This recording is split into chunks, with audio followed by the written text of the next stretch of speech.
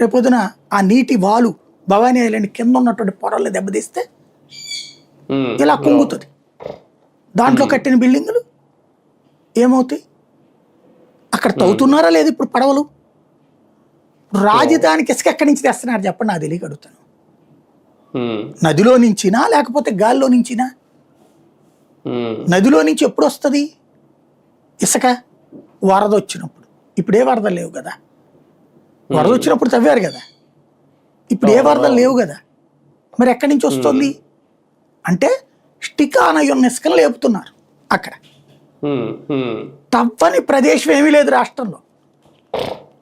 ఇదివరకు తవ్విన ప్రతిదానికి ఒక సాకు చెప్పేవాళ్ళు.